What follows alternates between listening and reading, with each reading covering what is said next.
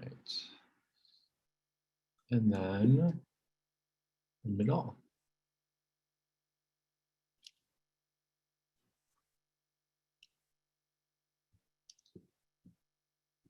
All right. Hi, everyone. As we're joining in, I just want to say hi and thank you so much for joining us for this event this Saturday. I know it's a beautiful day outside, so thank you so much for joining us on Zoom. We are going to get started in just a second, so feel free to get situated. I'm going to introduce myself. My name is Rad. I am the Vice President Political for the West Los Angeles Democratic Club. And we also have Carr Robin, our president, and Andrea Embreeze, one of the leaders of the club.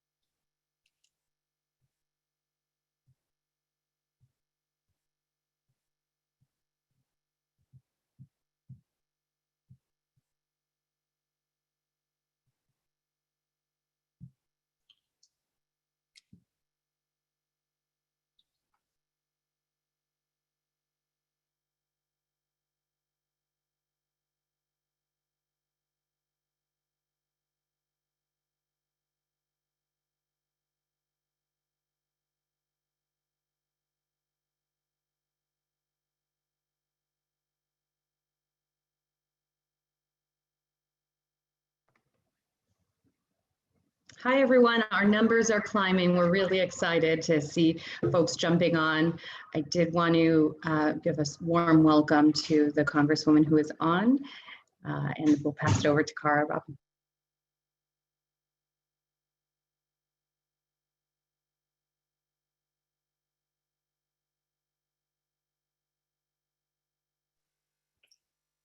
Hello. Okay, so do you want to still keep the, do you want to keep your screen sharing on? Okay, well, hi. Okay, hi everyone. Oh my gosh, I'm so happy to see everyone. And thank you for taking the time to come out to our June membership meeting, which is a time for action, as you know, advancing equity and justice with our wonderful friend, Congresswoman Judy Chu, and a stellar panel of speakers representing all sorts of areas of society here and activism. I'm Cara, as Andrea said, and I personally want to thank Andrea and Rad for organizing this meeting. I mean, they did a really, really stellar job. Andrea is our Public Policy Ledge Action Chair, and Rad is our Vice President Political. And having Judy here, Congresswoman Judy Chu here with us is really special because, as you know, she is the first Chinese American elected to Congress in history, yes. And of course, it's fitting that she's the chair of the Congressional Asian Pacific American Caucus in the House. And we love that. And going back, she was on the Monterey Park City Council, where she served as mayor 3 times. She was in the state assembly, and we met her, I think the club met her, when she was on the State Board of Equalization. And she would come out all the way from Monterey Park. She would come out for our summer parties, come to our meetings or things that were going on with the club. I mean, she was such a friend of ours and we loved her so much. And then in 2007, when we had the California Democratic California Democratic Council had their convention, and I chaired the meetings, and we had Mark Salzberg set up all the panels and all the workshops, and it was really a spectacular meeting. And during this convention there was a sit-in with the hotel workers, and there was this big sort of rally, and Judy was right there in the middle of it. She sat in, she sat down, and she was arrested. You know, I mean, she's always been a champion of social justice, and of course, is a member of the Congressional Progressive Caucus, which stands for fair economy, universal health care, please, single payer, and climate justice. And as you all know, again, she is the author of the No Hate Act. The No Hate Act. No hate. What a concept, right? So it is really, it's so good to see you, Judy. I can't tell you. And I don't know if you remember, but once somebody was just recently was elected to Congress, and we weren't quite sure of her like progressive creds here. And I just remember saying to you, Judy, would you take her under your wing, please? Would you make her be like you in Congress? So we're so happy that you're here, Judy. Is that too much, right? Anyway, you're muted, honey. You're muted. Yeah, wait, Judy, you need to unmute yourself. You'd think I would have learned my lesson by now. Yeah, it's only been a day, Unmute, right? A day of Okay. Zoom. Well, thank you so much for that wonderful introduction, Kara. I truly appreciate it. And hello, West LA Democratic Club. Yes. I'm Congressmember Judy Chu, and Kara is absolutely right. I had the pleasure of visiting the West LA Democratic Club numerous times when I was on the Board of Equalization, since I represented all of LA County. And I went to your meetings, I went to your events, and I just had such admiration for what you were doing, your activism and standing up for progressive values. And so it was such a delight for Kara to be inviting me here today so that we could join together once again, and so that we could have this dialogue on what's going on in this country, especially with regard to anti-Asian hate. And in fact, in Congress, I am chair of the Congressional Asian Pacific American Caucus, or what we call CAPAC. And I'd like to tell you about the work that I've been doing to lead the national fight to combat anti-Asian hate. This has been a year unlike any other. In March, our nation was shocked and horrified by the murder of 8 people in Georgia, including 6 Asian women. In response, I organized a congressional delegation to Atlanta to meet with the victims' families, as well as local AAPI community leaders. And we went there with a purpose: to follow the murderer's steps to show how deliberate he was in targeting 3 Asian-owned businesses. Starting at the site of the first shooting, we then drove 27 miles until we arrived at 2 more Asian spas where he continued his murderous spree. Local sheriffs tried to diminish these crimes by saying the shooter had a sex addiction and a bad day. But it was so clear to us that this was a deliberate attack where the victims were targeted precisely because they were Asian women. And there is no doubt in my mind that these shootings were a hate crime.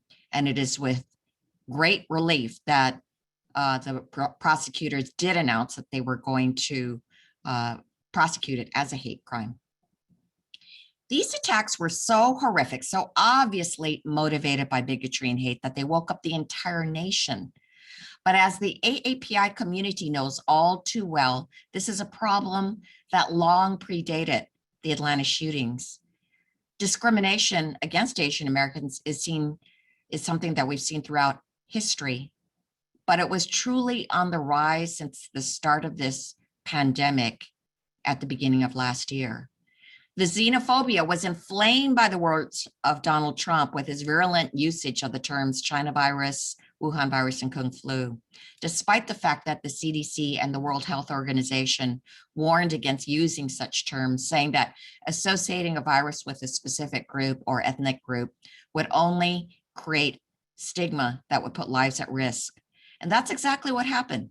There have been over 6,600 anti-Asian hate crimes and incidents reported in just the past year alone, over 2/3 of which have targeted women.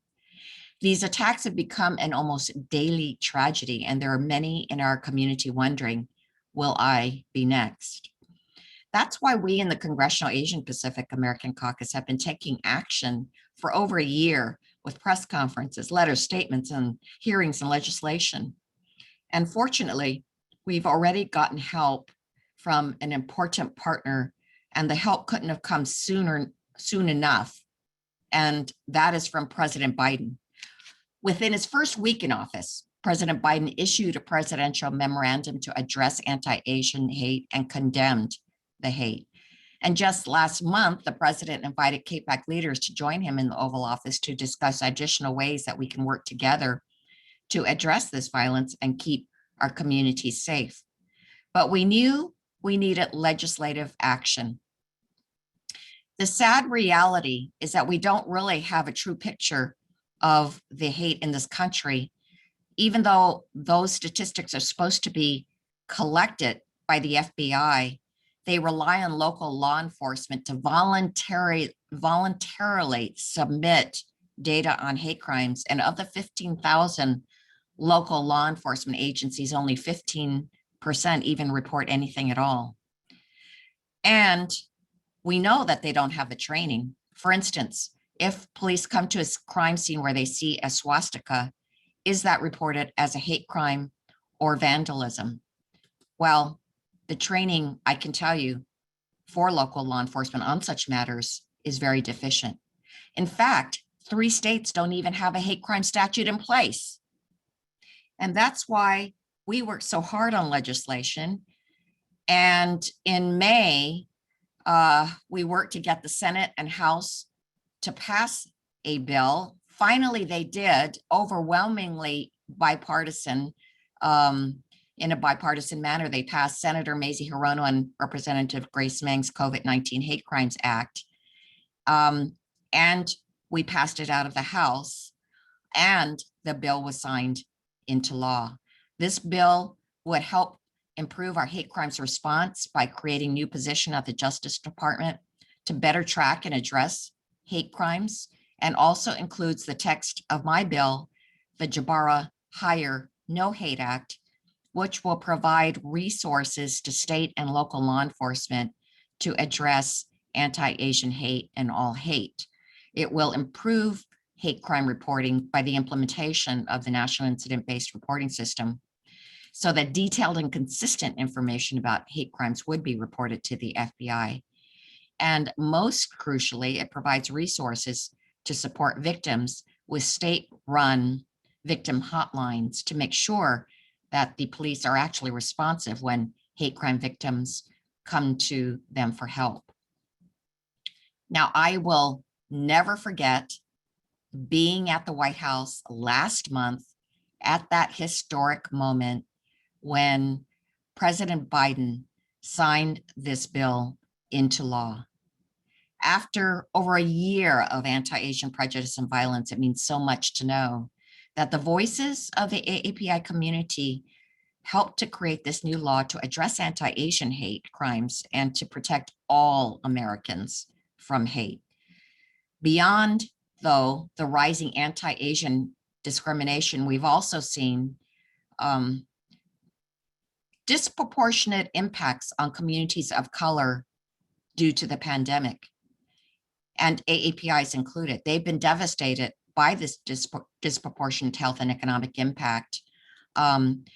Even long before the pandemic, AAPIs have had a harder time accessing care due to language and cultural barriers, and a lack of disaggregated data has limited our understanding of the needs of diverse AAPI communities. But what we have seen throughout this pandemic is that certain populations are even more at risk. Native Hawaiians and Pacific Islanders are continuing to experience the highest COVID-19 infection and mortality rates at 2 to 3 times that of their population. And AAPI healthcare workers have been devastated by the virus. For instance, although Filipino nurses were just 44% of the total US nursing workforce, they accounted for nearly 1/3 of the registered nurses who died from COVID-19. And that is why it was so crucial that we developed a strong COVID-19 response that would address communities of color. And that's what we did this last spring when we passed the $1.9 trillion American Rescue Plan. Not only does this bill help speed up vaccines distribution, send more stimulus and support to families, and help more businesses stay open, it devotes many billions of dollars to close the impacts that were left in these healthcare gaps in disadvantaged communities of color. And we are working with President Biden to deliver additional relief to end the pandemic and get our economy back on track with the American Jobs Plan and American Families Plan. There's been no denying that this has been one of the most difficult years any of us can remember, but there are still challenges ahead of us. I am optimistic, however, because we have a president who wants to hear from us and who is committed to helping us. And I'm so gratified that we have been able to fight AAPI hate, and we have been able to fight to keep Americans healthy. Thank you all so very much. Oh, great. Yeah, thank you. Thank you for informing us like this, Judy. Yeah. Rad has a couple questions that we've prepared. And if anyone in the chat has a question for Congresswoman Chu, please put it in. And if we have a few minutes, we'll get to it. Thanks. Rad? Yeah, thank you so much, Congressman Chu, for those remarks and for being here. So the first question we came up with as a board is this. The George Floyd protests will be remembered as a defining moment in American history in terms of civil rights, in terms of the civil rights movement. What has the sentiment been in Congress to respond to hate crimes nationally? Well, actually, as the anti-Asian hate became more and more prominent in the American consciousness, especially with the Georgia shootings, there was a response unlike any other. And frankly, it was a turning point for the AAPI community. There were so many rallies, so many Zoom meetings, so many press conferences, so many people coming together to speak out against anti-Asian hate.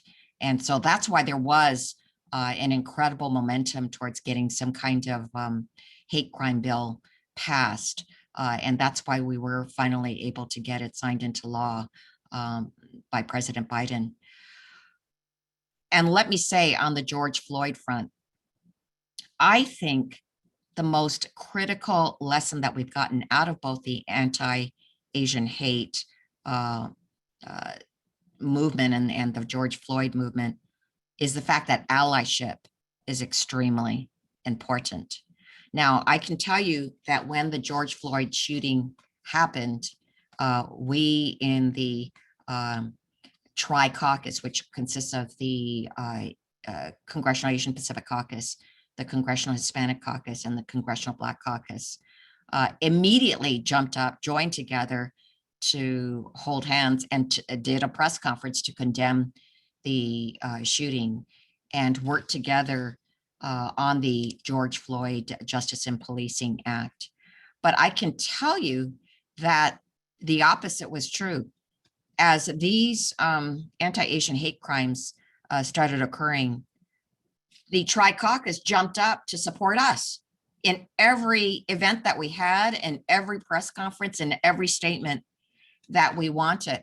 And I was so moved and touched by the helping hands that were extended during that time period. One of the first to extend the hand was the Anti-Defamation League, because they'd been through it so much with anti-Jewish hate crimes.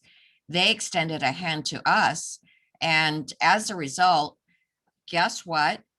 Just in May, the launching of a new organization, nonprofit, was started that is modeled exactly on the Anti-Defamation League. Basically, it's the Asian version of the Anti-Defamation League, but it was because ADL helped that we got that going. So it's that kind of allyship that is so powerful. And I believe that we are not going to be able to take steps forward on all these issues unless we work to support one another. Thank you. Thank you. So our second question is regarding the No Hate Act, and you already described it to a certain point, but maybe you can further speak on this issue. So the question reads: You helped champion recent bipartisan legislation and a call for action on anti-hate crime measures. You introduced the National Opposition to Hate, Assaults, and Threats to Equality Act and the No Hate Act. Can you share more about that legislation and the related anti-Asian hate crime bill? Yes. So the COVID-19 hate crimes bill that was signed into law actually consists of two bills. One is the COVID-19 Act, and the other is the No Hate Act, which is the bill that I'm a co-lead of. And it's actually called the Khalid Jabara, it's called the Jabara Hire No Hate Act, and for a reason. Our ability as a nation to address hate crimes has been very, very deficient. And this bill addresses several aspects of that. But one of the first things it addresses is the lack of data on hate crimes. Like I told you, the FBI has been having a mandate to collect hate crimes since 1990, but they can only rely on local law enforcement to report such crimes as hate crimes. And there were two incidents which showed how our system is lacking. Khalid Jabara was an Arab American who was killed by his neighbor who outright stated that he hated Arabs. So he was killed right out. That was not reported as a hate crime. Heather Heyer was killed by those white supremacists in Charlottesville in that infamous, horrible white supremacist rally. That was not reported as a hate crime. So it was so clear that we have incredible deficiencies in our hate crime reporting that there needed to be something different. So this system, this modernized system that I talked about needs to be implemented. And this will give incentives for law enforcement to implement such a consistent system, but also give training on how law enforcement is supposed to be dealing with hate crimes, as well as grants to develop actual units within their law enforcement agencies on dealing with hate crimes. But it also provides for the state-run victims hotline so that there are resources for them. And actually, one of the most important things is that it directs the U.S. Attorney General to do an annual assessment of where we are with regard to hate crimes, with regard to the states even having hate crime statutes, and with regard to them actually reporting such hate crimes, so that, and it's supposed to be sent to Congress. So we will actually get an annual report on this, whereas nothing is happening right now. And also the part of the bill that has to do with the COVID-19 Act directs somebody in the Department of Justice to actually follow up on hate crimes as they're going through the system, so that we know that they're being prosecuted in a timely manner, and also provides guidance to local law enforcement in terms of how they can reach out to culturally and linguistically different communities that are within their jurisdiction. Great, thank you so much. All right, so yeah, questions are coming in right now through my chat, so I'm quickly reading through them. Maybe we can ask one more before you head out. Thank you so much again for joining us. Let's go with this one. What do you think we can do at a local level to respond to these to hate in general? What can we do in the city government and the county level, maybe? Yeah. Well, for one thing, I told you that there's a lot of deficiencies in terms of local law enforcement reporting on hate crimes, and some local law enforcement have hate crime units, some don't. Some have training, some don't have any at all. So like I said, they could be the ones that don't, the ones without the training, or it could be the ones that come and see a swastika and say, oh, that's vandalism, not a hate crime. So So we need to make sure that local law enforcement has the proper tools to deal with hate crimes. That's one thing that local groups can check on to see whether that's actually being done. I would have to say that what localities have been doing in terms of having human relations commissions and their own units that address these kinds of issues, like LA County having the Human Relations Commission, those are really great measures because then they are keeping track of such things. And then I think it's so important for there to be conversations just like this, where people of different backgrounds are coming together to assess what is going on and seeing what they can do about it. I also want to say that you can do things like take bystander training. Many people wonder if they're a witness of a hate crime, what then? If they see if somebody's doing some kind of vicious racist slant against somebody else, what do you do? Many people feel helpless about this, but actually there is something called bystander intervention training, and it's to deal with a hate crime of any sort that you see.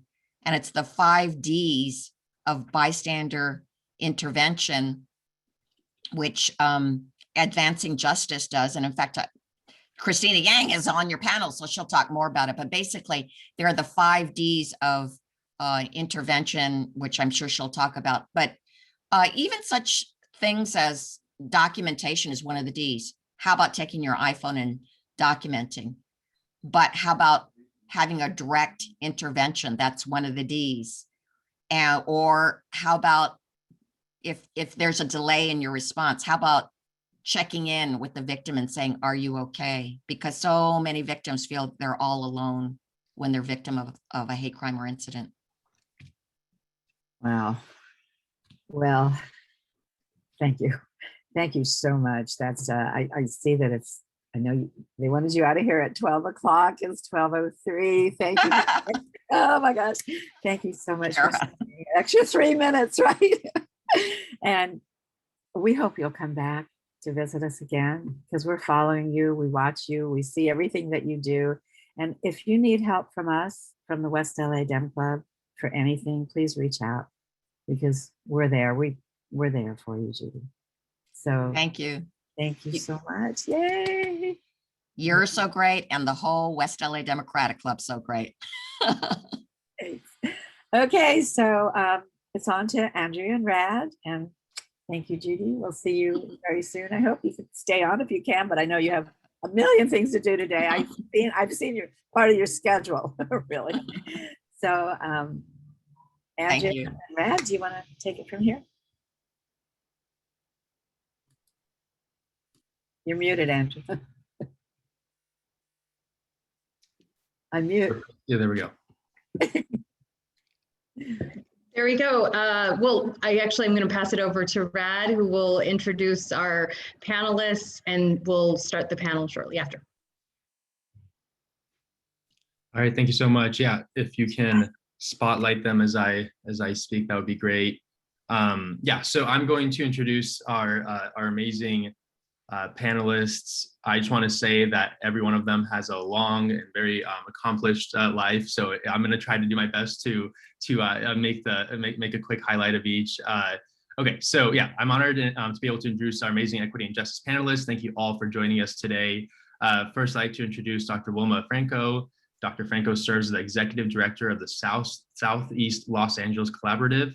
Dr. Franco has over 10 years of experience in overseeing nonprofits and community-based programs, and has a solid background in program development, evaluations, partnership development, finance, fundraising, and development. Before, Dr. Franco spent 7 years managing programs at I Have a Dream Foundation in Los Angeles. She holds a doctorate degree in education, organizational leadership from the University of Laverne, and a master's degree in public policy at the University of Southern California. Thank you so much for joining us, Dr. Franco. All right. Next up, we have Jarek Johnson. He serves as the member of the senior administration team at the Crossroads School for Arts and Sciences, and is the founding director of the Equity and Justice Institute there as well. Under his leadership, the Institute oversees social justice advocacy and equity education on campus in collaboration with school and community stakeholders to make an impact on local, national, and global issues. Prior to his current role, Derek was Senior Deputy for Public Safety and Justice for the Office of Los Angeles County Board Supervisor Mark Ridley Thomas.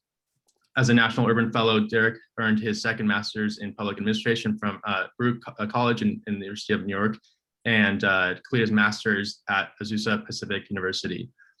All right, next up we have Yvette Martinez, and she is the Executive Director of the California Democratic Party.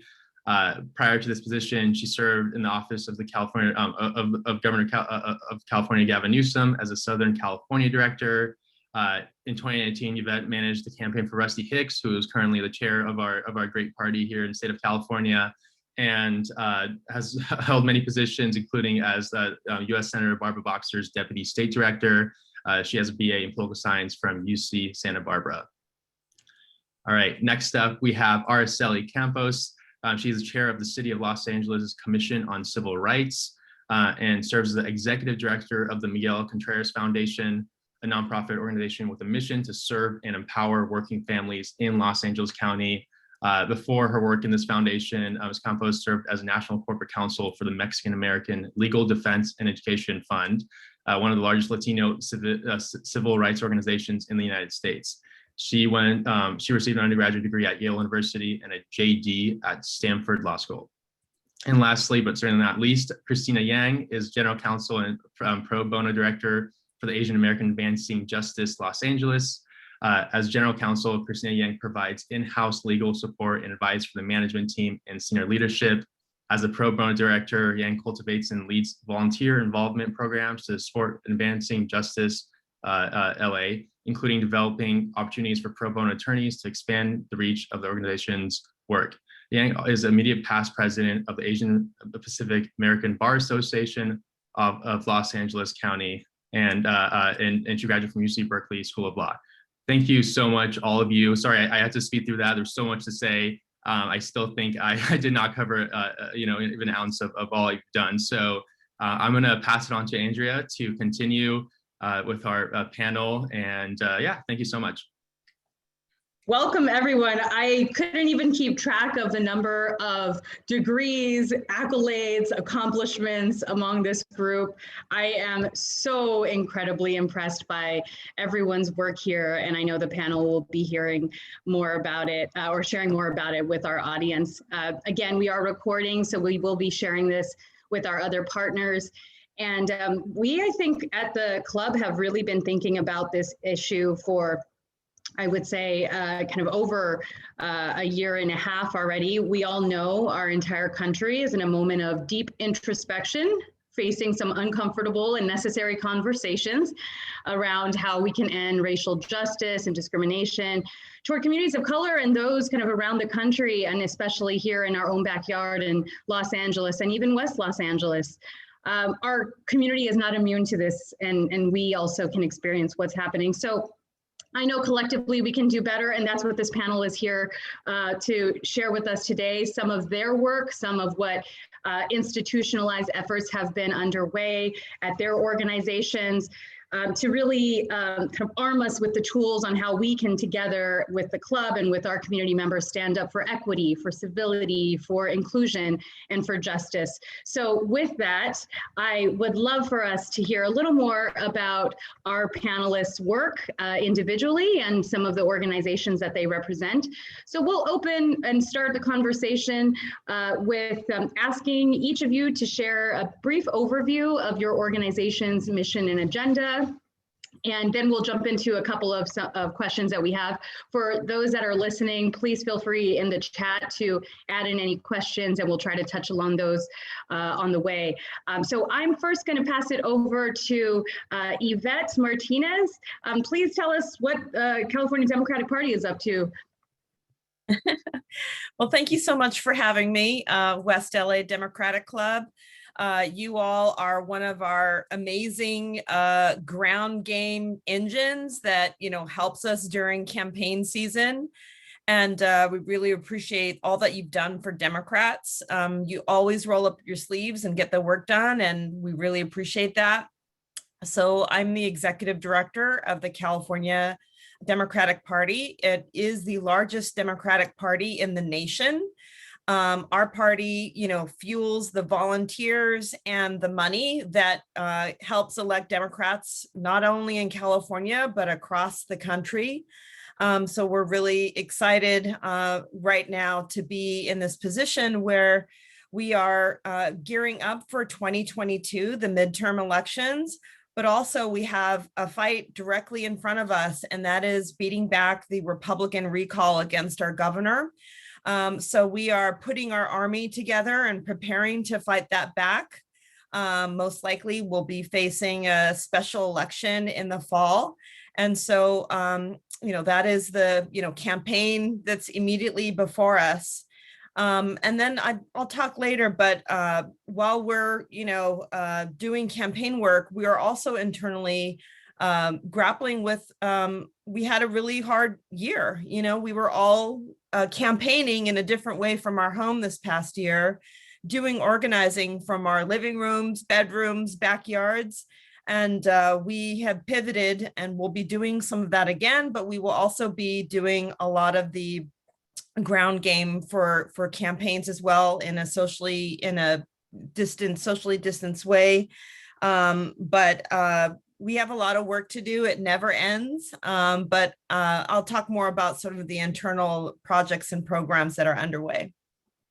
Thanks, Yvette. And you're right, we have some work to do in our backyard. Speaking of that, would love to invite Dr. Wilma Franco to share a little of what the CELA Collaborative has been doing on the ground in a grassroots way. Good morning, everyone, or good afternoon. Dr. Wilma Franco. I lead the Southeast LA Collaborative, short for CELA.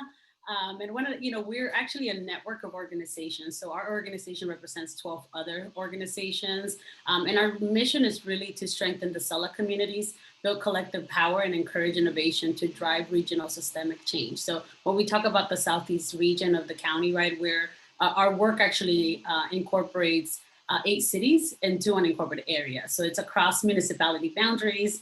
It is that area of, LA County that has been historically underinvested and really not prioritized. And then so a lot of our work is focused on increasing civic engagement, but also looking at the resources and services that are lacking and supporting those organizations that are already in CELA to make sure that they are sustainable over time. So one of the most recent reports that we released was actually our CELA agenda. And it's this beautiful report that we actually put together, and I'll drop the link shortly, in partnership with what we have really focused our last 2 years on, and that's building our Southeast LA Leaders Network. And then so this was done in partnership with over 80 leaders across the region to really call for an equitable,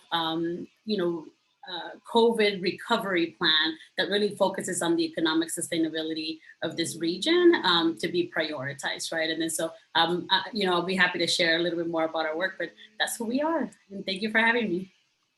Thanks, Dr. Franco. And you mentioned some of the resources that we need on the ground, and especially during COVID, we've seen a lot of efforts and a lot of interest in supporting some of our communities. And I know Asian Americans Advancing for Justice, who got its own shout out from Congresswoman Judy Chu, is really trying to provide some of those resources to the community in light of kind of some COVID impacts. So Christina, would love for you to introduce AAAJ-LA.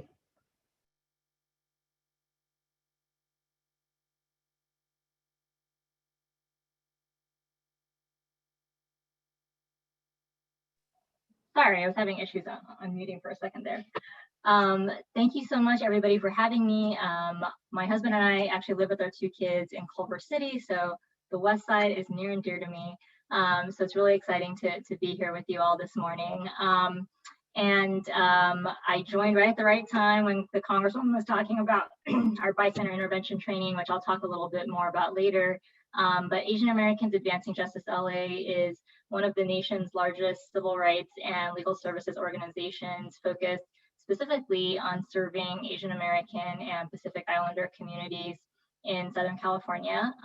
We provide a wide variety of different services, ranging from direct legal services like immigration and citizenship, family law services for domestic violence survivors.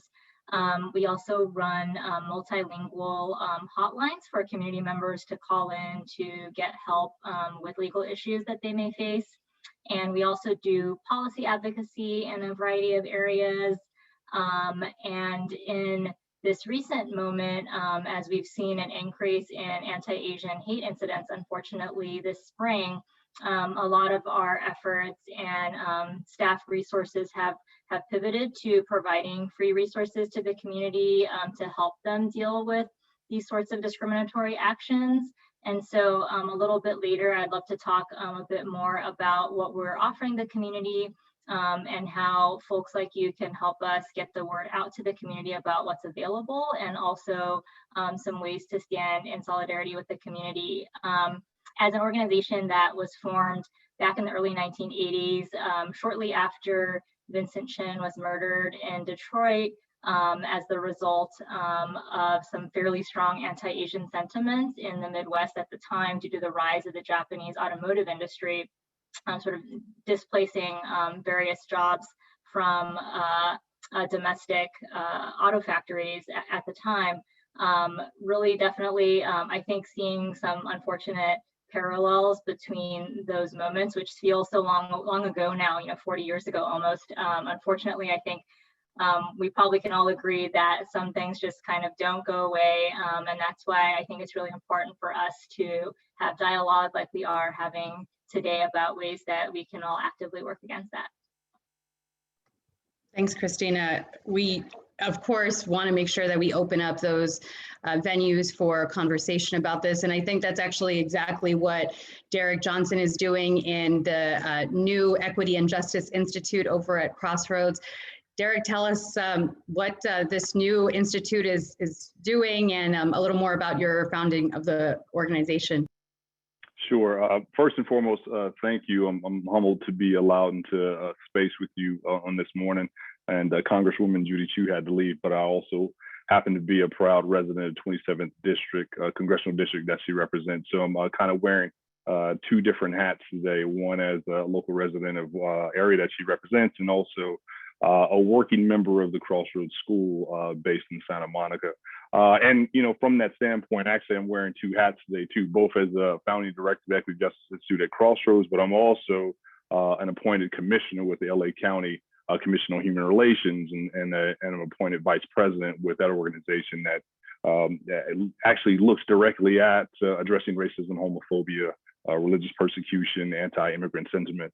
And I provided for you in the chat, actually, the latest reports focused specifically on hate crimes that gets produced by that commission on an annual basis, that actually looks and analyzes hate crime data submitted by the sheriffs and civic police agencies and educational institutions and community-based organizations. But as it relates to my work at Crossroads, we launched the Institute about 3 years ago, and really it centers around kind of a two-pronged effort approach. We're really looking at both an internal restructuring of the school environment and community, and also then bridging what we are trying to produce in the classroom and engaging externally in the community, and really looking at the kind of sincere commitments and approaches and experiences around activism and community engagement, an empathetic approach to developing innovative solutions that address issues of equity and justice facing local and global communities. We're trying to achieve some academic knowledge to be more fluent in the questions of power and privilege, and social emotional learning to successfully understand and interact with myriad individuals, people and cultures, and really trying to enhance skills for our future leaders in collaboration in communication, entrepreneurship, and also in leadership. So we can unpack that a little bit later, but again, I appreciate the time. Thanks, Derek, and love that you're wearing both hats for us today. And one of your comrades and colleagues, Araceli Campos, is the chair of the LA City Commission on Civil Rights. And I think she similarly has some of the work at the commission that overlaps with the county's work too. Araceli, welcome. Please tell us a little more about the commission and your work as well. Thank you, and thank you everyone for having me and this esteemed panel. It's such an important topic, and I'm grateful to represent the commission today. We're actually the city's newest commission in the city's newest department, and so it's really important for folks to know that it exists now, because we actually were just set up just about a year ago, and we just got a budget approved in July. That will be hopefully approved just this July. So it's a very exciting time for growth in this direction in the city. So the department is now called the Civil and Human Rights and Equity Department.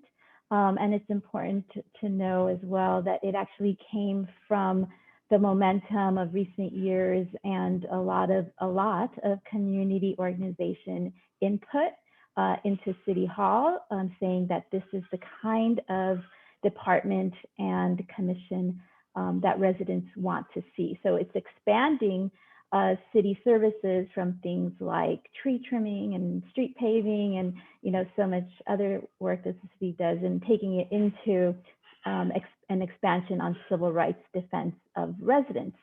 And so the commission houses my commission, which I'll tell you more about later, the Commission on Civil Rights, but also the city's Human Relations Commission, which is the counterpart to Derek's county level commission, and works with the city on hate crimes tracking and reporting, as well as the Commission on the Status of Women, which is very close to my heart. I served on there for many years, and I think it's so important to uplift that work, because so much of hate crime of tracking and understanding has to do with intersectional analysis. And if you look at a lot of the hate crimes, there's a real gender lens that's important to look at and address as well. And so those are 3 commissions in the department, as well as the Transgender Advisory Council. And so the goal is for all these commissions to work together in the department to advance civil rights, elevation and defense for residents. My commission will actually take on an enforcement arm, which will actually enforce violations against residents in the city. So it's now expanding to a place where all residents can come with allegations of discrimination and actually file a claim and have someone from the city investigate and enforce those violations with new types of penalties available to them. So I'm excited to tell you more about that, and I'm excited to be here. Thank you. Thanks, Araceli. As folks can see, we have such an incredible panel today. We have representation from the political lens, nonprofit, advocacy, academia, government. So would love to talk a bit about some of the organizations, entities that you represent and your work related around recent conversations on equity and justice. Of course, we're seeing examples of that injustice on a national scale. We've all been talking about some of these instances at a local level too. And really, without recognizing that these injustices are happening locally, potentially, we can't fully embrace or value some of the efforts for social changes here. So really would love to dive in now and hear from some of you about the work you're doing, what you're seeing on the ground, how it's impacted your work, or how efforts this year and instances have impacted your work this year. I'm going to turn it over to you, Dr. Franco. I know your organization has invested a lot of work around the census this year, a lot of work around those resources you were mentioning. Tell us a little more about kind of what you've been seeing on the ground and how your nonprofit has either shifted or shared as examples to other community-based organizations, some of the work that you've done. Yeah, thank you, Andrea. That's a great question, because and yes, I think just reminded me that the census was such a huge aspect of our work, right? We as the regional convener for this region, right, we're taking the lead on the census outreach. So we had been, working with different partners, elected officials, CBOs, grassroots groups, like just literally every sector to try to bring them all together, really prioritize the census count for the region. And then COVID hit, right? And I think that, we had spent 2 years planning, strategizing, really thinking about how best to reach our community to ensure that they did not, that we did not experience an undercount, right?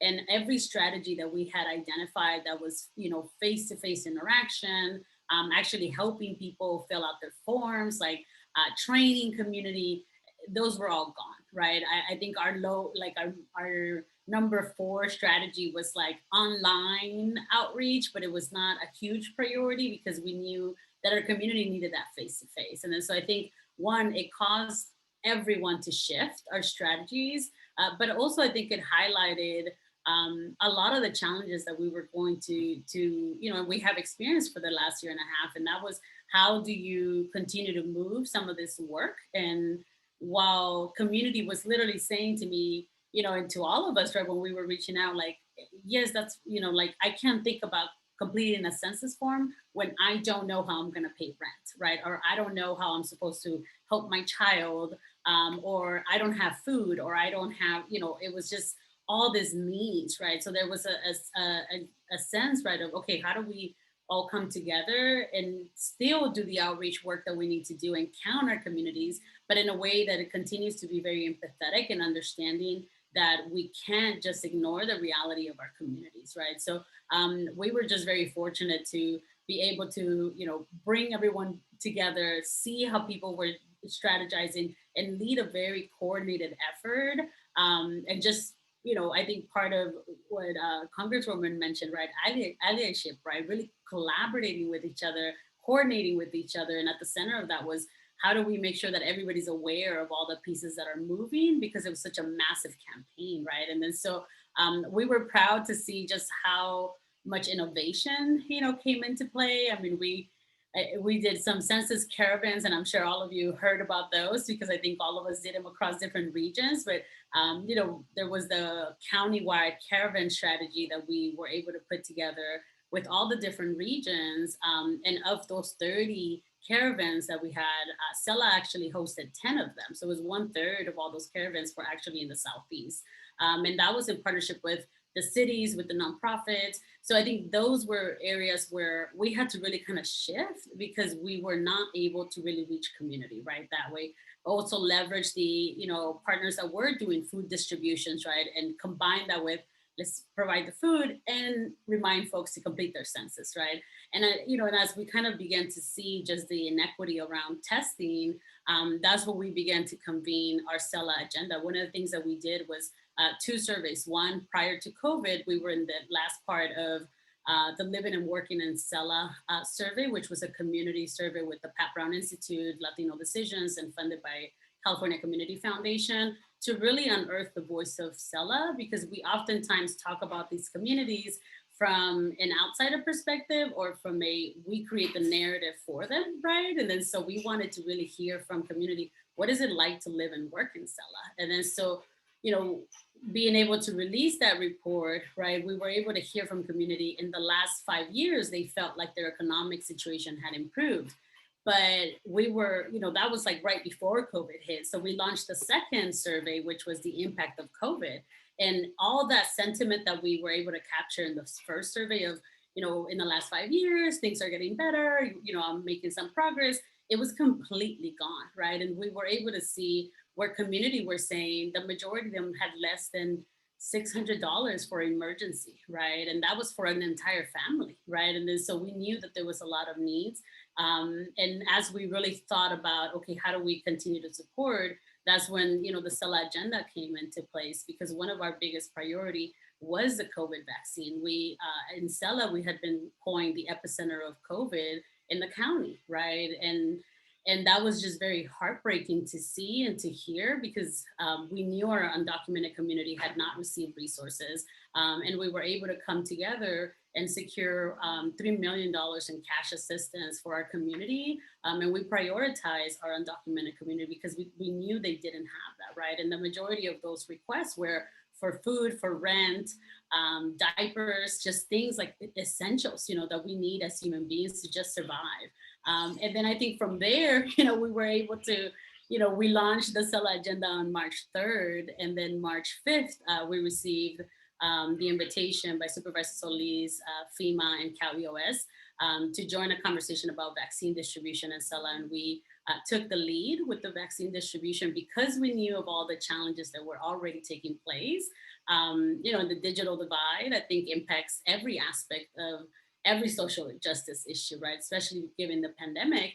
And we knew that we needed to take the lead because our community had already seen the challenges of not being prioritized through testing and so many lives being lost in our communities. So we knew the vaccine distribution needed to be a critical aspect of our work. And we were given about less than 10 hours to develop a process, test the process, and launch a vaccine clinic that weekend in Southgate. And we were able to do it in partnership with the cities, with elected officials, with CBOs. And from there, it just, has just kind of skyrocketed from there. And we've led so many of the vaccine partnerships, but none of this work could be done without the partnerships, right?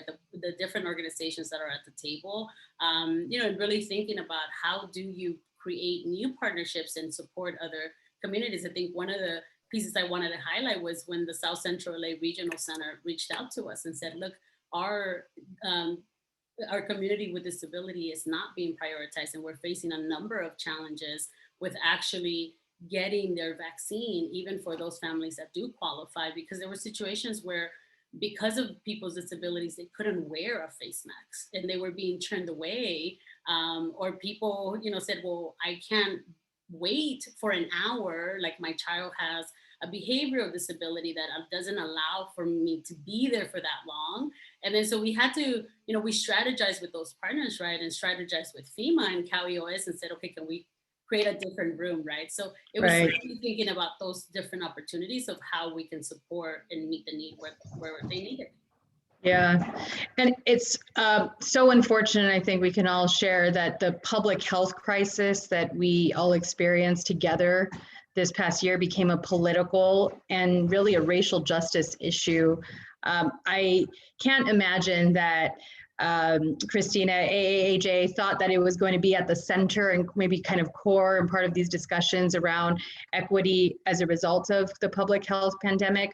But I know AAJ LA and others around the country really kind of stepped up and helped in kind of combating some of the xenophobia that resulted as a part of the pandemic. Can you share with us a bit more about AAJ's work? And maybe even reference that kind of bystander training that Congresswoman Judy Chu raised earlier. Yeah, absolutely. Thank you so much for that wonderful segue. I think, we definitely, have had anti-Asian discrimination and just discrimination against minority communities in general at the forefront of our work over the past few decades. But unfortunately, as we've all seen, due to some of the problematic rhetoric, shall we say, coming out of the last administration, we did see, I think that unfortunately kind of sparked a lot of the hateful rhetoric and, some of the physical threats and assaults against members of the AAPI community. And we did really see that coming more to a head, I think, this past spring, especially with the murders of the women out in Atlanta, as well as the shooting at the Indianapolis FedEx facility that affected the Sikh community there so deeply. And of course, those are just the higher profile incidents. I'm sure, we've all read of the, quote, smaller incidents, all around LA and, around California too. And we've definitely seen an increase in the number of hate incidents and just harassment related issues that we're seeing coming to us, both through our online hate incident tracker, standagainsthatred.org, as well as just to the Asian language hotlines that I mentioned earlier. We have legal advocates that are available on toll-free hotlines to take calls from community members if they have concerns relating to anti-Asian hate or other issues that they may face as well. And so that's definitely one resource that we've been trying to promote more out to the community. We have the Asian language hotlines, as well as the ability to take calls in English, of course. And we also, a few months ago, it's been about 6 months, hired a full-time social worker onto our staff, specifically to help provide support to survivors of these sorts of hate incidents. It's the first time we've actually had a full-time social worker on staff with us, and we really have liked the ability to provide more holistic services to members of the community. I think previously, if there was a need more in the social service or mental health realm, we would tend to refer them elsewhere to some of our sister organizations.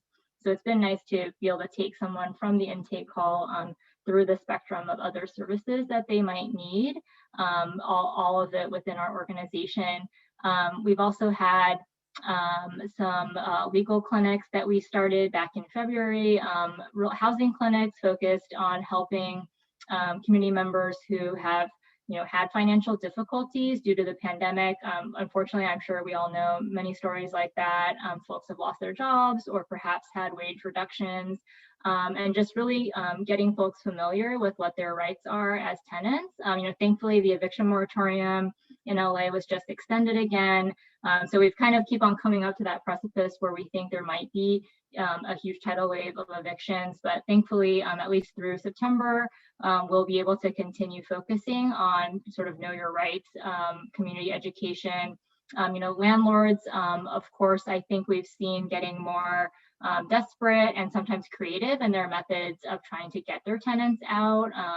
We see a lot of stories coming through about landlords using, remodeling or other, temporary means to get folks out. And then when they try to come back in, the locks have been changed, they're not able to get back in. And it is really difficult, I think, especially for monolingual community members to know how to navigate what their rights are and what's available. Locally, the regulations are changing constantly. It's even hard for us to stay abreast of, even when we have staff attorneys with us.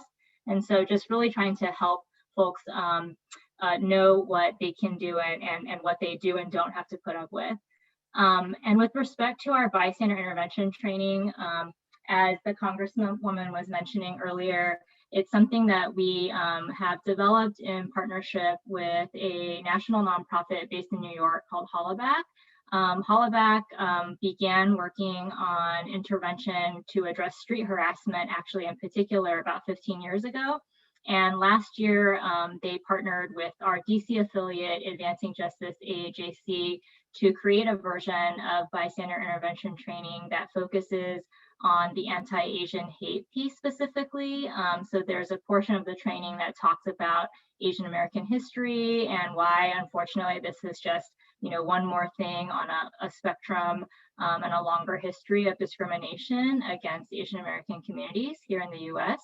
And as the Congresswoman was mentioning, it really provides some concrete ways that folks who complete the training can intervene if they see someone being harassed. And it's intended for, if you're on the street taking a walk and you see someone that you don't know in your community who's being targeted, then what can you do that's really helpful? And of course, throughout the training is definitely centering safety is really paramount. Whatever the person who may intervene feels comfortable and safe doing, that's what they should try to do. And what I really like about the 5 Ds, which are distract, delegate, document, delay, and direct, there's actually only one of the Ds, direct, is actually about directly getting involved. The other 4 Ds are probably things we've all done before, like distract, for example. You may spill some water or perhaps try to engage the person being harassed in conversation so you can take them away from that moment. They may be frozen and not know what to do. There's, document, I think we've all heard of that. If you feel safe, recording, that may help to, stop the person who's taking the problematic action from continuing. And there's really just a number of tools that are available to folks who want to be an ally to the Asian community right now. And so I would really encourage folks who are interested to take one of our free trainings. It's just an hour long. You can do it on Zoom from the comfort of your home or wherever you may be. We're offering at least one free training a week right now, and you can sign up via the link that I shared earlier, and we would love to see you there. Thanks, Christina. If you can drop that link again so we can all access it, that would be great. So if we're distracting, we're directing, we're kind of trying to find ways around hate incidents, but yet we might experience them ourselves. Araceli, you were mentioning that the LA City Rights Commission, Civil Rights Commission is now actually taking on the enforcement role, which is groundbreaking for, I think, any city to kind of have this type of leadership with an external commission. Please tell us kind of what that process would be for folks that either want to refer others to your commission or might want to contact the commission itself. Thank you. And it's a giant collaboration. And so I hope everyone here will collaborate with us on the process. We're setting up, as I mentioned, and so it's going to be probably into next year where we start to investigate and take on cases. So right now we're trying to make sure that the intake process is as respectful to survivors of discrimination as possible. And so we want to make sure it's trauma informed and that we have the right questions, the right intake process, and all those things. And we need a lot of community experts for that. And so I'll make that pitch now. But I will say that one exciting component that's coming later this year, set to be launched in the fall, is an actual peace center where residents can come in post-pandemic. So you may be familiar with the LA Mall, which is a retail space right next to City Hall. So as we speak, it is being renovated and remodeled to actually be a place where residents can come in. I'm calling it a peace center, that's how I've heard it's called, but I've heard it may change. But it will be something like a peace center, wonderful civil rights space where residents will be able to come in to get resources on all these issues related to their needs around civil rights defense. And it's also going to be a place where they come in to actually sit down with an intake specialist who will hear what kind of incident they want to report, and then it will be investigated from there. So that's a real beautiful transformation, visible, that is coming towards the end of this year, and that will be for all residents to be able to access. In terms of actual enforcement, I was actually moved to this role from several years on the Ethics Commission. So the Ethics Commission is also an independent investigatory body within the city that is able to adjudicate claims of violations of certain, in that case, governmental ethics, lobbying, campaign finance rules. And so it's actually very transferable as a skill set, along with our amazing general manager, Capri Maddox, who comes from the city attorney. And so she's setting up a department that will investigate and adjudicate claims of discrimination. And the ordinance says it's additional to whatever else exists in terms of people being able to get private attorneys or through the state, fair employment and housing discrimination ordinance laws. So it's additional to all that. And so what that means, it's probably going to be most likely that most vulnerable residents will take us up on that resource, because it doesn't require them to have sophistication. It doesn't require them to have money or to get an attorney. They just walk into this either online or this peace center and let us know what happened to them. And there's a formal process where they can get fines and other administrative relief in the cases of private discrimination in business, education, employment, housing. So they feel that they've been discriminated against. They have a new way to get support from the city and hopefully some financial relief as well from the people who discriminated against them, or businesses, individuals or businesses who discriminated against them. So that will be coming very soon. And so we already want to start spreading the word so that people, residents, can start going. Right now, if you go to the website, which I'll share in the chat, you'll see an intake inquiry line that is going to lead to a formal intake process. So people have been and can start reporting incidents of discrimination already. And so we hope that we get a lot of people some important recourse. Thanks, Adeseli.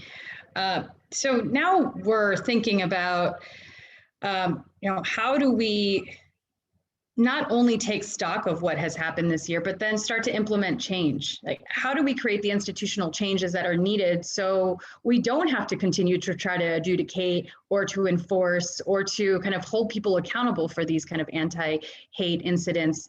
I think that's exactly what Derek, you over at the Institute are really trying to do. You're trying to shape the new generation of leaders to transform our communities to be more inclusive and accepting. Please tell us more about what your Institute is doing at Crossroads. Well, I'd like to actually take that and kind of expand it more globally, because I think when you start talking about the state of cultural change or any kind of social transformation, we all have to realize that none of that will actually happen without some form of struggle. And it is, and it just is what it is, unfortunately, right? When you're looking at desired cultural and societal change, most of those things can be stalled by a myriad of reasons, right? Kind of this inwardly focused cultures, paralyzing bureaucracies, patriarchal politics, low levels of trust, low morale, arrogance, and poor attitudes, right? A lack of leadership and just general human fear of the unknown, which centers around bringing change. So make no mistake, challenging injustices will come at a steep price, and activism is an emotionally taxing and time intensive process. So I think in order to be successful, you have to develop a strategic and sequential approach to fulfilling any desired objectives. And so, not just with the Institute and how we approach the work, but I just think in general, just some steps center on, starting with a sense of urgency and identifying and clearly discussing what the problems actually are with some courageous conversations. I think that that's a mandate, right? You have to be kind of build an influential coalition of the willing that's powerful enough to lead change that's needed. I think you need to clearly communicate the intended vision that you want to see in the world. Then get to work on changing the systems or the structures that undermine the kind of change vision that we all desire. So, again, through the Institute, how we've started looking at some of that stuff, particularly as it relates to like an academic and school lens. We're really big on trying to deepen our teaching and learning regarding the myriad social issues that most of our students will inherit in the world, right? We're talking about racism, poverty, war, sexism. How do you actually build social change agents? First, as a recognition that these things actually exist, but how do you get more proximate to those issues and really kind of cultivate an understanding where your passions are? And we have to approach this through kind of development of a K through 12 equity and justice curriculum, and inviting also local, national, and international thought leaders and practitioners to provide invaluable expertise in variable fields related to equity and justice. One of the things that I've developed over the past 3 years is essentially the speaker series, which we've really utilized as a catalyst to kind of uplift and raise consciousness around these issues for folks who are not as proximate to the problems. As a means of kind of this intergenerational dialogue. And just this past year, we engaged with Angela Davis, Dolores Huerta, Nikki Giovanni.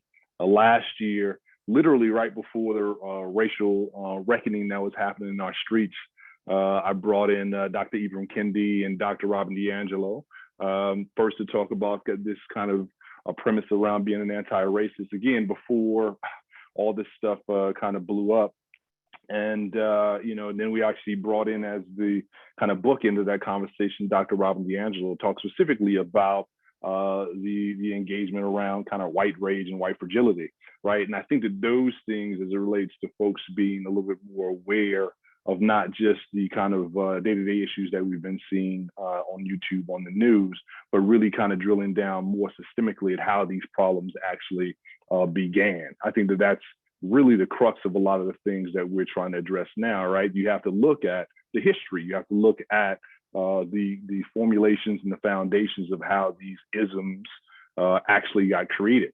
So we also look at, trying to support community action by developing these kind of mutually beneficial partnerships with non-governmental agencies and organizations and community orgs and neighborhood groups that will allow our students, our community, to engage passionately with some real world activism that makes a systemic difference on issues facing local and kind of global communities. And then providing resources for the public good, right? We really look at like the logistical and financial supports that allow our neighborhoods and our community partners and our faculty, our students, our parent groups to expand the scope of their equity and justice work. We incubate new initiatives that provide solutions to real needs. We're looking at trying to institute these community service programs. We develop all these affinity group clubs in order to have, kind of this connection to in groups to be able to address and unpack the stuff without feeling vulnerable. And looking at, how you deepen your commitment to activism and become more proximate again to the fight that's on the ground. And so I, incorporate all those things into kind of this internal, external approach to education. So yeah, that's what's been the strategic approach to a lot of the work, but we can continue to expand.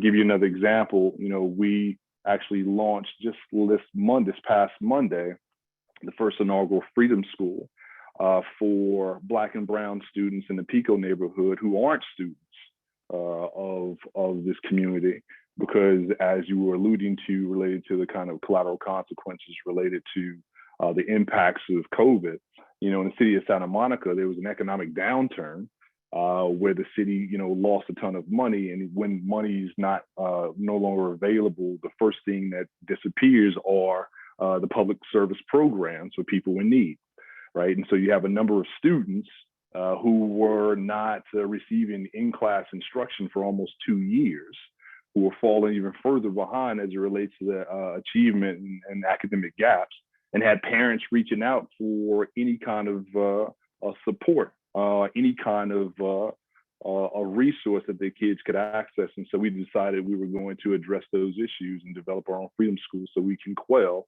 that achievement gap. And so we've been doing that. We just finished the first week. So anyway, I'm rambling right now, but just a myriad of different kind of approaches to really address systemic issues across the board. Yeah, that's so incredibly helpful for us to understand what's happening throughout the entire city and the entire county. So taking stock of your example and that of the Sella Collaborative's work too, I think is really helpful to inform us of opportunities for change. And you said it, Derek, we got to get to work and change the systems and structures, but you need the influential coalition of the willing. And I think that's where Yvette comes in, and the work that the California Democratic Party is leading and the work that our club has been involved in. I know that we took a major leadership role thanks to our incredible activists here in becoming kind of one of, I think, the largest phone bankers in I think California, maybe even west of the Mississippi. You tell me, Yvette, here at our club to elect some leaders on the East Coast. But how is the California Democratic Party, Yvette, kind of experiencing this, taking stock of this past year call for equity and justice, and how are you all helping us bring together that coalition of the willing, as Derek mentioned? Yeah, jumping from what Derek said, we're doing internal and external work. Internally, we just elected a whole new slate of party leaders and officers who are dedicated to long-term cultural change at the party. And that means becoming an anti-racist organization. And how do we do that? It's not, going to happen in a year. It's not going to happen in 2 years. It's really a long-term commitment and a cultural shift. So internally, we launched this past year our Jedi program in our training department. The training department is also new. It's a full-time department at the party, which is very exciting. Vincent Jones is leading that for us. And so our Jedi program is the Justice, Equity, Diversity, and Inclusion program.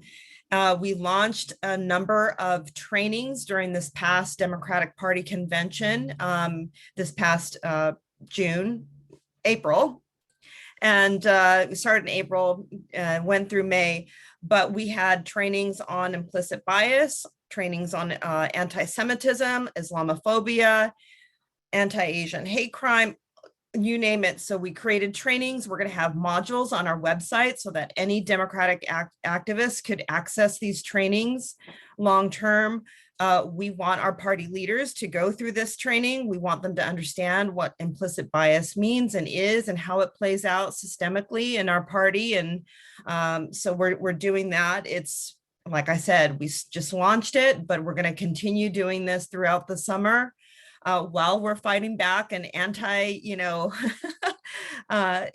against the recall, but it's really important that our leaders understand these issues and become models of leaders, really the leaders that we want to see, and it starts at the top. We, in terms of the becoming an anti-racist organization, we just held, we started in the fall, listening sessions in communities, and we did a series of interviews with stakeholders and sort of asked them, how do we become this organization? How do we listen better? How do we respond better? How do we do better, basically? And we're working on an advisory committee that will be implementing and coming up with a plan for our party with our new party officers and leaders. And this is really a long-term commitment. And I think we want all of our clubs to take this on, our party leaders. We have clubs, we have organizations, we have elected officials who are going to be a part of this and who want to do better, and we can learn from them. But we all have something to learn. We all have something to teach, really.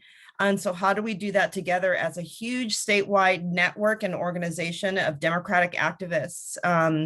We know that change needs to happen. There's some areas that need more help than others right now. And so we're going to be diving deeper into some of our regions that need more training, that need more help.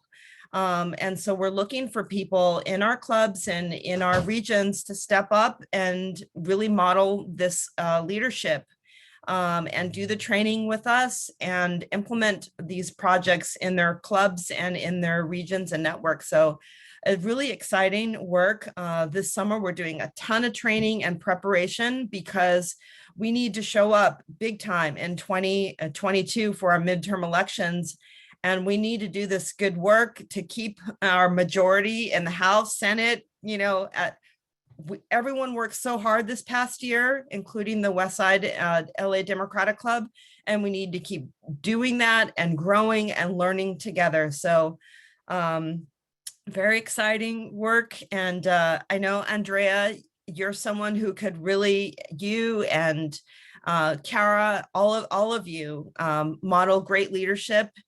And we want to bring some other clubs along with us and continue doing this really hard but important work.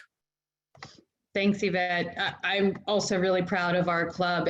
In fact, I think it was just at the end of last year, 2020, our board supported a motion and a bill that was ultimately kind of signed by or endorsed by full city council. It was authored by council members Koretz and Bonin to create a DE&I training requirement for all local elected members of our councils across the city. It was further supported by our neighborhood council commissioners.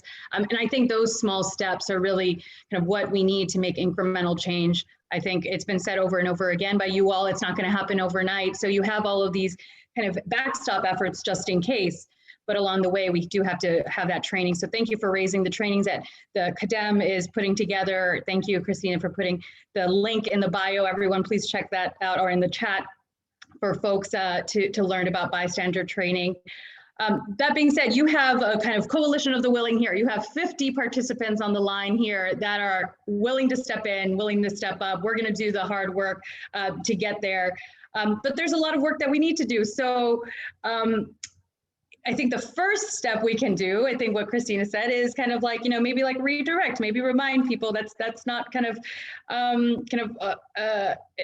it's something that we don't have to do alone. We can do it together, but there are some people that might actually still oppose some of these efforts. We know that even under Donald Trump's administration, he called for all of the agencies to end D&I training because he didn't see it as supportive. So in the face of this resistance and opposition, what can we do? How do we continue to institutionalize equity and justice amid some of this opposition? Derek, I think you've probably been seeing it because you all, as you said, you started some of this work 3 years ago, even before we were kind of really experiencing some of this hard trauma for our communities. How have you faced maybe some of these calls for action, maybe amidst opposition? What's your guidance for us? It's a push-pull circumstance, right? There is always going to be opposition to progressive movements and change. I think, again, you have to understand who your stakeholder base is and try to expand those stakeholders and align and try to move forward. I think one of the biggest things that I can articulate again is really just the structures around looking at having courageous conversations. And coming out of your comfort zone, because I think the challenging of institutional norms is really where the fight starts. You have to identify the specific things that are outsized to what change looks like, and really being adamant about being an organizational activist. Those things are happening internally with a lot of institutions, but they're also happening externally. And I think, again, I'm going to say this, it's emotionally taxing sometimes to be the person who is always pointing out the problems that exist. And so, yep. Again, I can't emphasize more about trying to get a number of folks who are actually going to back you, the number of folks who are influential in that group of folks who can actually assist you in building out these coalitions to be more powerful in terms of what you can move forward. There's a patience factor that's also aligned with this, because no change happens overnight. It's incremental steps. And you have to really kind of understand what those small incremental wins are, and celebrating those incremental wins loudly, and getting, again, more and more kind of just momentum behind what's needed in order to get to a place where everybody is actually in lockstep with what you're trying to get accomplished. You have to reinforce, again, the vision over and over and over again of what you want to actually see as your outcomes, because that's the other thing too, right? People talk about change, but they don't actually have a clear indication of what specifically you are trying to advance, and being very sure about those things and having matrix and accountability systems in place to actually track to see if you're actually making progress, and then reframing that whole kind of organizational structure if things aren't working in alignment, right? It takes a lot.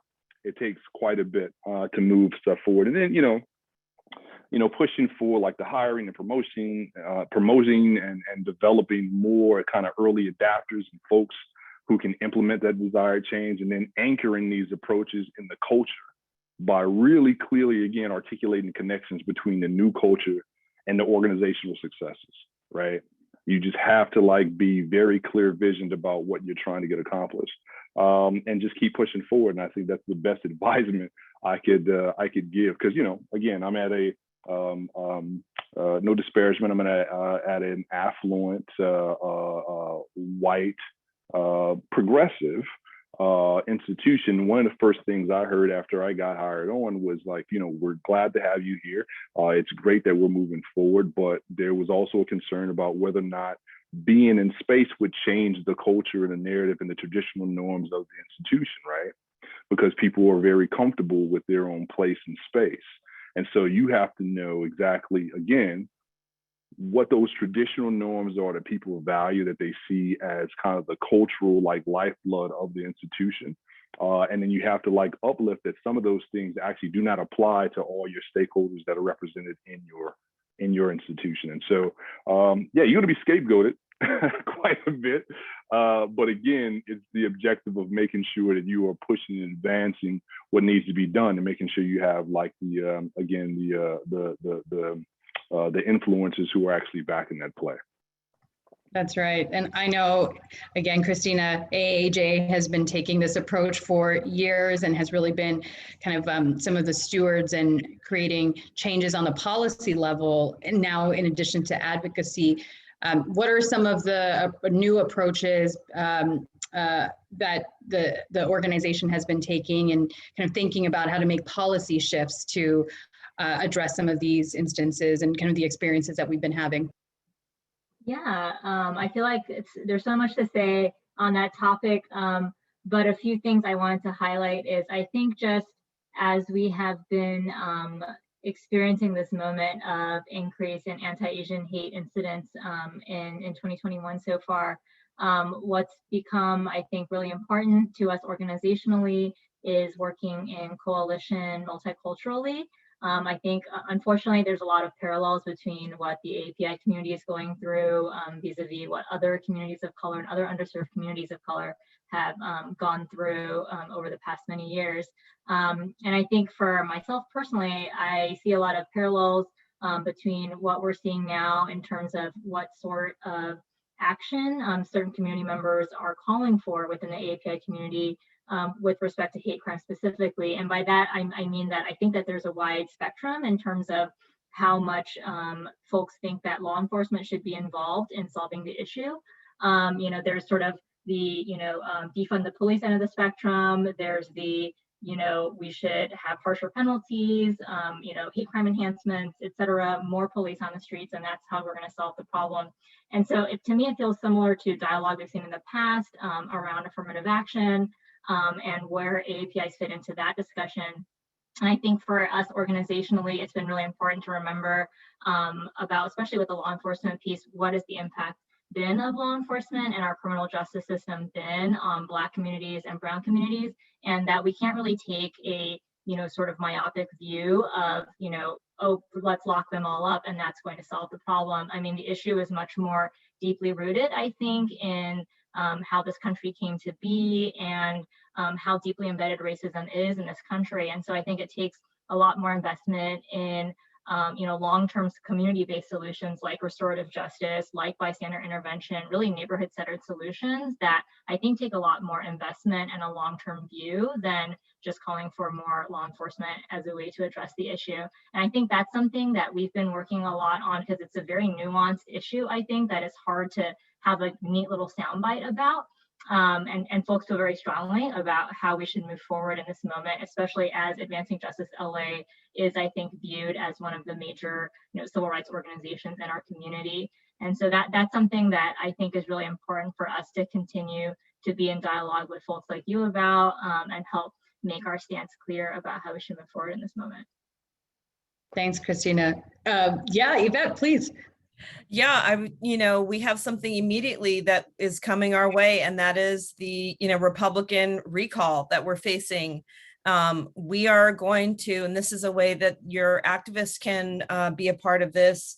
Last year, we stood up a huge voter protection program to fight back some of the disinformation and misinformation about voting, especially targeted to our communities of color in key regions. And we know that is coming our way again. Areas in Orange County, areas in the Inland Empire, in the Central Valley. We're going to need all of you to help us fight back some of that.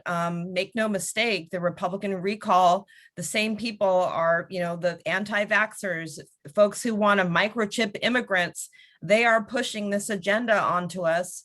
and we're going to have to fight it back. We're going to have to get our people to the polls. We're going to have to train folks over the summer and get organized and fight this back. And it's going to take all of us to be a part of this. You know, that's something immediately that all of us can work on and focus on over the summer. So we're going to stand up again. Like I said, we have a voter protection team and program of lawyers and activists that are going to have to help us fight this back. And we're going to need all of you to work on it. I mean, this is like right in front of us. I'm hoping that all of you will volunteer and work with us on this program. Thanks, Yvette. Dr. Franco, over to you.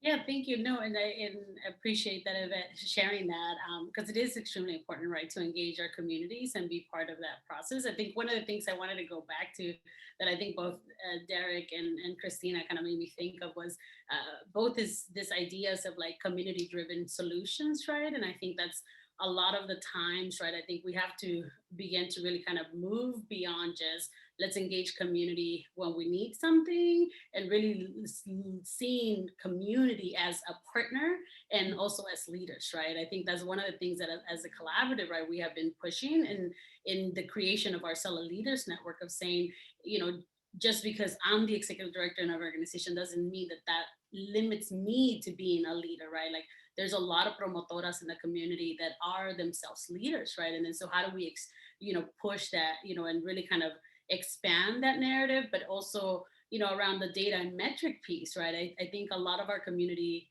is exhausted of being told, and engage when we want their feedback, but not really, thoughtfully being engaged at all times, right? And I think the data and metrics piece for us, right, is we're a very data-driven organization. I tell people I'm a big data nerd, but behind all these numbers, there's lives, there's people's lives that are being impacted. So how do you really take the mixed method approach of saying, yes, here's the data, and this is what it's like to live and, or experience this, right? Because I think as human beings, we oftentimes just, oh yeah, look at that data, but it's like, those are families, those are, children, those are, the quality of life for those communities, right? And then so how do we bring that to the forefront, but also, make sure that we're also closing that feedback loop, right? If we're asking community for feedback, let's come back to them and engage them, say, here's what we heard, and how can we collectively move these conversations forward? Because I think our communities are tired of being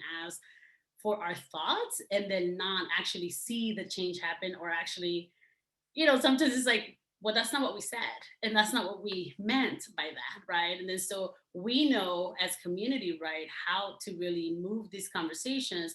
We need the partnership of those folks that are in power, right, to really allow community to move these conversations themselves, because it's their lives that are being impacted.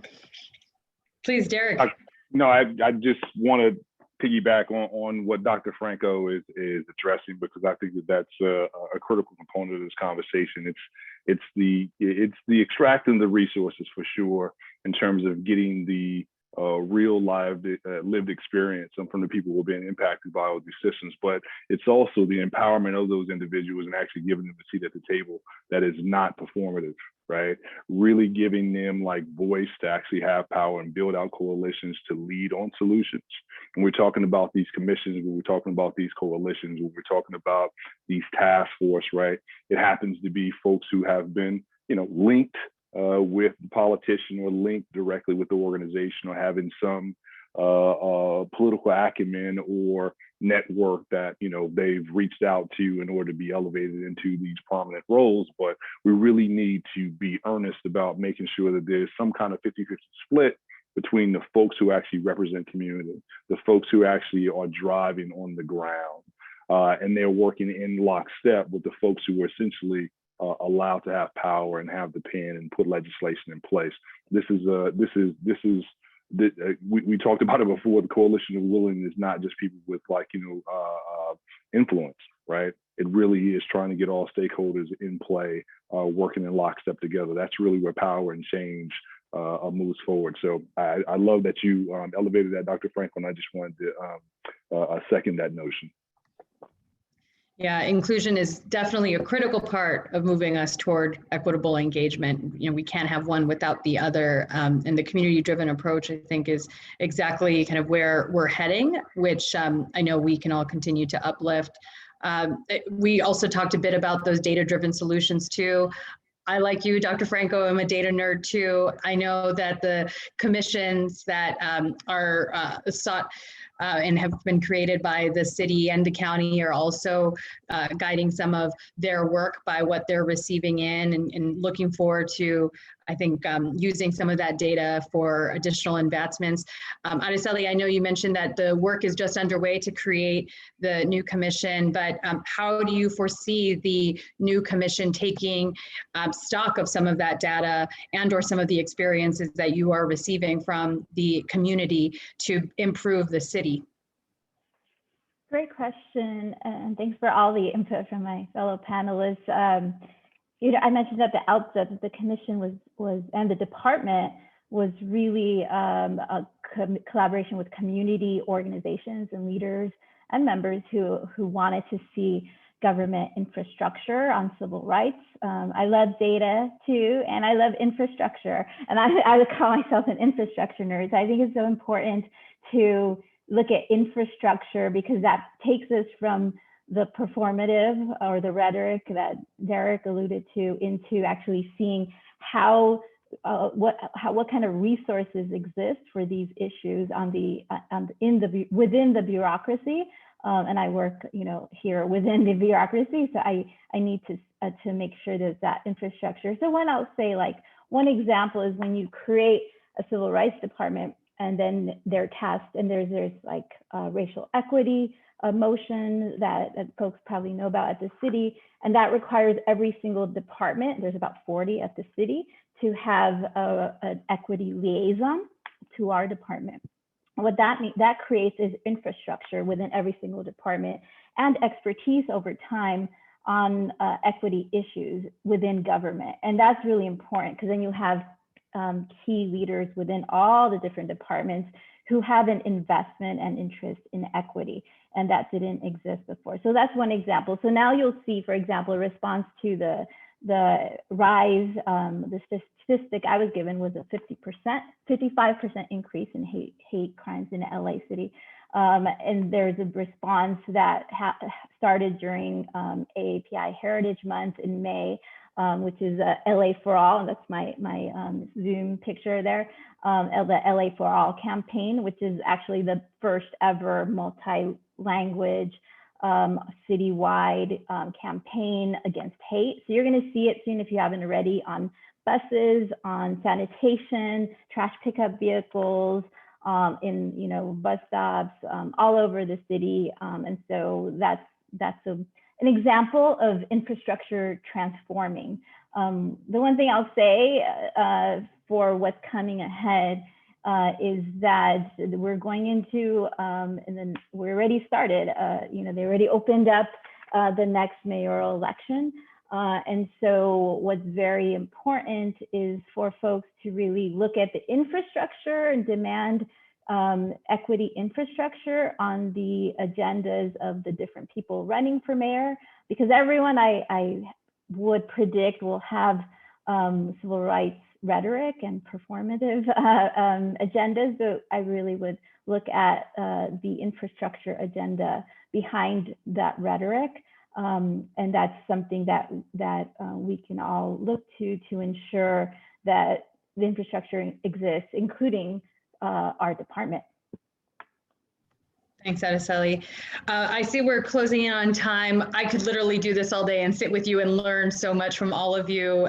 But since we want to give you your afternoons back, would love to do just kind of one last rapid round and ask all of our panelists, what's next? What can we do? What can our club do? What can we individually on the line do? And maybe, you know, what you think your organization will be up to. In no order at all, I'll start maybe over with you, Christina, then we'll go over to Yvette, then we'll go over to Araceli, then we'll go over to Dr. Franco, and then Derek, if you can wrap us up. Thank you so much, Andrea. I, of course, would be remiss if I didn't encourage folks to donate to us and help us continue to provide the important free services that we do to the community, whether it's in terms of anti-Asian discrimination or otherwise.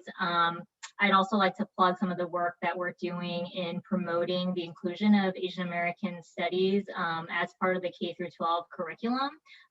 We did some work in collaboration with the really great PBS documentary that came out last year called The Asian Americans, developing an elementary through high school level set of lesson plans that go into more detail about Asian American issues and Asian American history. I think it's just so critical to continue to get that knowledge out to our young people. I mean, personally, I did not take Asian American studies until I was in college, and I would love to see ethnic studies be incorporated more deliberately, because I think it really helps build more empathetic and compassionate folks in our society and take us away from just the white-centered version of history that I think most of us are very familiar with. So I'll throw some links down in the chat and hope to see you all again soon. Thank you so much. Thanks, Christina. Over to you, Yvette. Oh, well, thank you so much. Every member of your club is already doing something by being here with us today. So thank you for that. I know that Cara and Andrea are going to push you to help us fight back the recall this summer. So I really, please volunteer in that, but take it a step further and do one of our trainings that we're launching this summer through our JEDI program that I mentioned. And then also, if you really want to help us, you could be a part of our voter protection team and our Truth Squad. And that will be training lawyers and other activists to fight back misinformation and disinformation this summer. We need to get people out to vote. And we need to, fight back some of the, targeted misinformation that goes to communities of color to discourage people from voting. And it's, so much is going to happen this summer. We're going to have an election date pretty soon. It looks like September or October. As soon as we have that date, we'll have more materials and information so we can train all of you to continue doing the activist work that you do with your club. So thanks again to all of you. Thank you, Cara and Andrea, and for putting this on. It's really important, and I hope maybe other clubs would do this as well. I think it's really great, a really great conversation this morning. Thank you. Thanks, Yvette, for joining us. I think it was over to Dr. Franco. Yes, thank you. I think for us as an organization, we're just getting started with the CELA agenda report that we just produced. So I think is really looking at how do we continue to advocate and uplift the region and continue to do so collaboratively, right? And in partnership with not only, the nonprofits and the different agencies and sectors, but also our community and making sure that we're creating that space at the table, right? And I think for me, one of the things that we have done and what I would encourage you to do is, so many of us have so many networks, right? And there's so much work, beautiful work that's happening, but oftentimes we're not sharing about it, right? So I think is, supporting organizations like the ones here, right? And sharing about that work, because oftentimes people don't really necessarily know. And I think that's the one thing that I realized in CELA, there's just so much positive going on, and there's just not enough awareness around it. And then so I think that's important, and I just want to take the time to thank you, and I'm so honored to be able to share space with you today. So thank you so much. Thank you, Wilma. Araceli, over to you. Thank you, and thank you everyone for taking time on a Saturday to be civically engaged. It's amazing, and what makes our democracy work ultimately. So thank you. I dropped in a community calendar for the department. So the larger department does a lot of events, and I'm sure our amazing executive director and general manager, Capri Maddox, would love to do work in your area. That includes bystander trainings, and we partner with great organizations like Advancing Justice to do these kinds of trainings, and a lot of other. We have a youth jam coming up. So there's a lot of events happening. So we'd love to partner with you all in making sure. And then of course, spread the word. If you or anyone you know has been the target of discrimination by private education, employment, business, other business, or anything else, just contact us or let people know that there's a resource coming soon, and about the LA Mall transformation into a peace center. Thank you. Thanks, Araceli. Derek, help us close it out. No pressure. But I do want to thank you. I want to thank Brad. I want to thank my fellow panelists for allowing me again to be in space with you, to be able to actually engage in this conversation. To the West LA Democratic Club for, again, allowing me to have this conversation with you as well. I really appreciate it. So many things popped in my head about things to uplift and try to work on. Again, the separate hat with the commission. If you're not aware, look and try to support the LA versus Hate, Anti-Hate Initiative campaign that is being launched by the LA County Commission on Human Relations that looks specifically at improving the conditions around hate crimes, and it's a multi-year hate campaign. I'm thinking about what Christina just said as it relates to what was missing from her own education, centered around this fight right now around critical race theory. If you see any legislation that's trying to deny critical race theory and or curriculum around intersectionality being introduced into your schools, fight against that. That is a critical component of how you actually create representation in schools, how you change the narrative around a Eurocentric perspective and view as it relates to what's actually being introduced into our schools, into our kids, with a very narrow scope on what's happening in society. Obviously, anything centered around voter suppression. Oh, I love that. Kelly Willis just put The Color of Law in the chat or in the window. That's a perfect book, perfect example of like how you actually reconstruct the narrative of things that are actually being taught and what's learned in history. And continue to good fight and just build out those allyships, because it's necessary to have a coalition of the willing. And I'll end on that. We are your allies here. I know we all really commit to stepping up this year, and just by virtue of us being in this space together, I think is a really important step for us together. So with that, thank you so much again.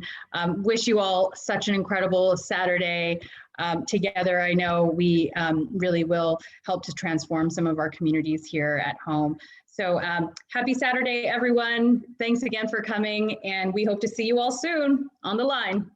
Thank you all so much. We really, really appreciate you. And we'll be working with you. Just tell us what we can do. Andrea will be our connection with you. So get to her and we'll help you out. Thanks. Bye.